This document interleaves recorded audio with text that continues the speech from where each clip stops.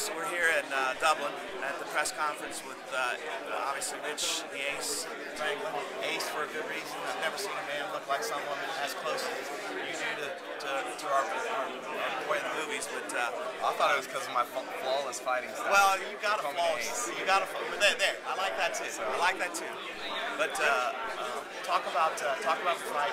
Dan Henderson, the training camp, how the training camp went, how you feel going into this fight. Went real well. I stayed in Cincinnati the first couple weeks, did some prep there in my camp, worked with my coaches, Rob Radford, Neil Rowe, George Ugel. I got a little wrestler, his name's Wayne Lowe, that's been helping me. Then I left home for about 4 weeks, went up to Seattle, started working with Matt Hume, brought one of my training partners, Taylor Ruskin's a young kid coming up. Brought him with me for the first week I was there, and then my boxing coach joined me up there, and then came home right at Christmas Eve and spent about the last 2.5 weeks back at home again, the same routine that we normally do. So things have been going real well. Camp went well, prep went great. I'm injury free, no black eyes this fight or anything like that. So you know, that's I guess that's a good sign. I don't know. A black eye seems so standard now. Maybe it's a bad sign. It means you're staying out of the way of some fights, some punches.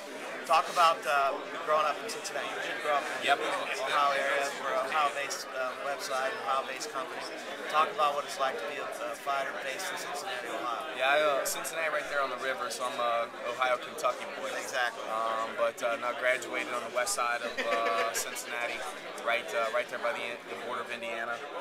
Little high school called Harrison, and you know, went to UC. That's where I did my undergrad. So you're Bearcat. Yeah. Bob Huggins instead. Yeah, I got you. And then we had a There's bowl nothing bid. wrong with that. Had a bowl bid this year, even though Buckeyes, the game.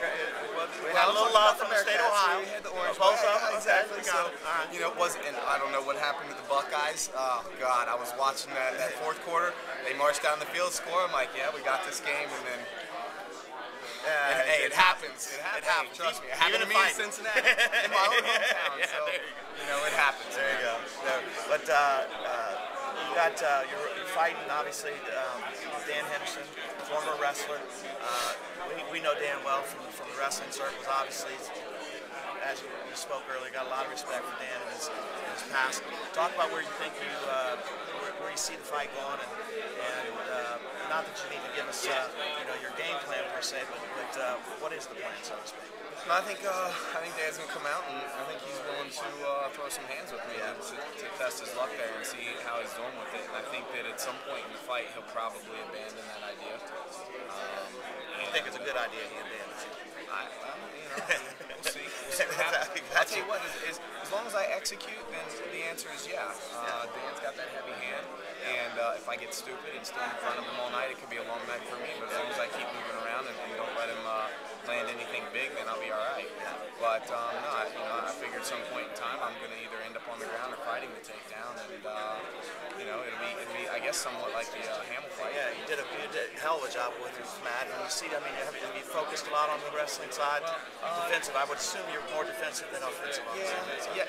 The answer to that is yes and no. But I'll tell you what, defensively, when you're preparing for a guy like Dan, as opposed to a guy like Matt, stylistically they're just different wrestlers. Greco versus to the fan it seems like the same kind of fight, it's not really. Yeah. Well, appreciate your time. Again, wish you the best of luck.